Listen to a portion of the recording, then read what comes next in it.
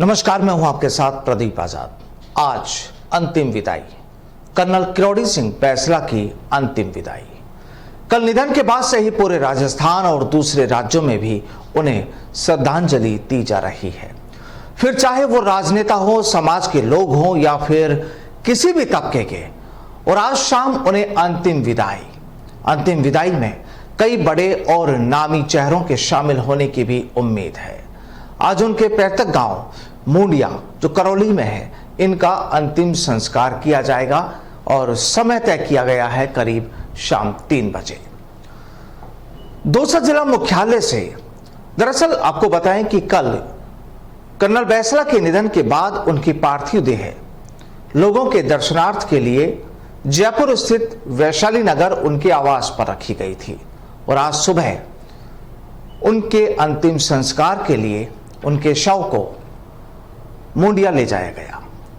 सुबह ये अंतिम यात्रा शुरू हुई जयपुर से उनके गांव तक। अब हालात देखिए कि दौसा जिला मुख्यालय से मानपुर चौराहे तक करीब 35 किलोमीटर में 58 जगहों पर कर्नल बैसला को गुर्जर समाज समेत अन्य तमाम लोगों ने नम आंखों से अंतिम विदाई दी और ये विदाई का दौर लगातार जारी है।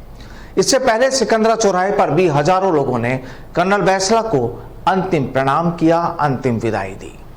मानपुर चौराहे पर भी कर्नल को अंतिम विदाई देने के लिए लोगों का हुजूम उमड़ पड़ा। गुर्जर समाज को आरक्षण दिलाने के लिए रेल रोको आंदोलन करने वाले कर्नल बैसला के अंतिम दर्शन के लिए समर्थक आज सुबह ही दौसा पहुंच गए।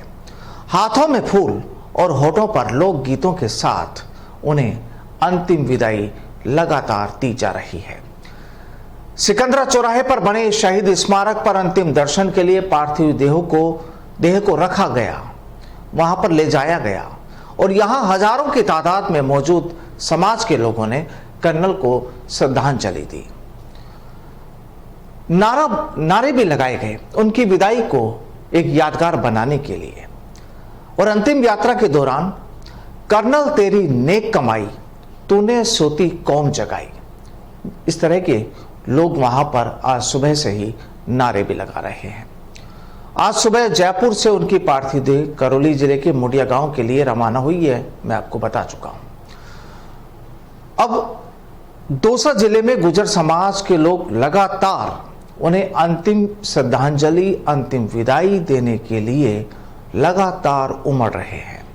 उनके दर्शनों के लिए उनके जितने भी समर्थक हैं, हर कोई चाहता है कि वो उनकी अंतिम यात्रा में शामिल हो, उन्हें अंतिम विदाई दे और उन्हें अंतिम प्रणाम करे।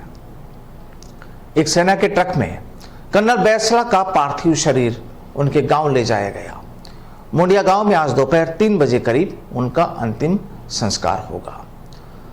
आपको बताएं कि कर्नल बैसला भारतीय सेना में भर्ती और 1971 भारत पाक युद्ध में भी युद्धबंदी रहे।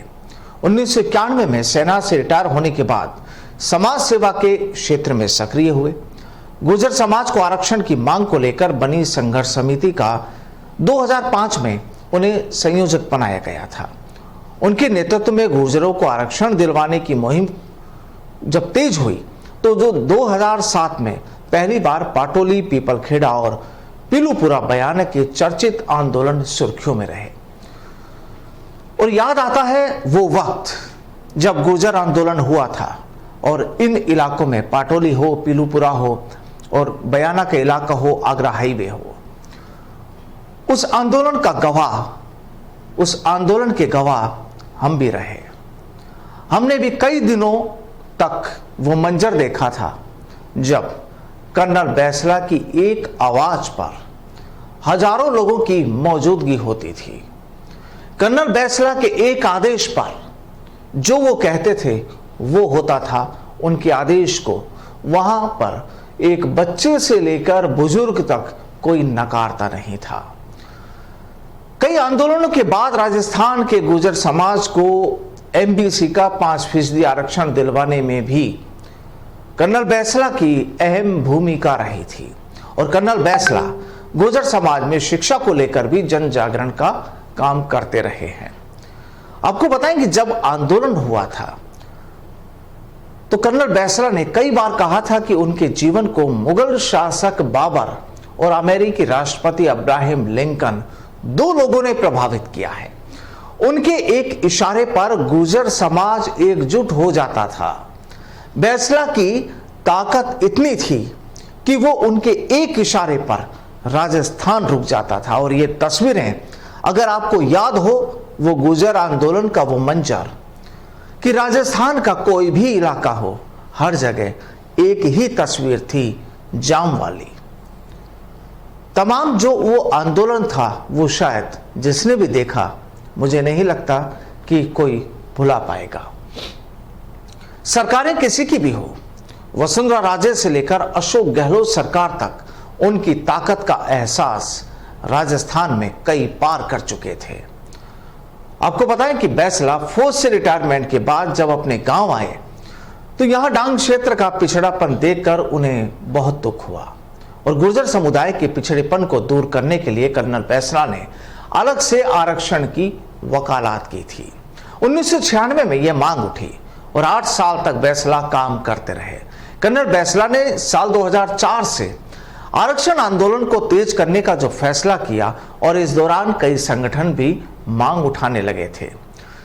साल 2005 में पीपलखेड़ा पाटोली में आरक्षण आंदोलन के दौरान पुलिस फायरिंग में गुर्जर आंदोलन की मौत के बाद कर्नल बैसला लाशें लेकर बैठ गए थे, लाशों के बीच बैठ गए थे।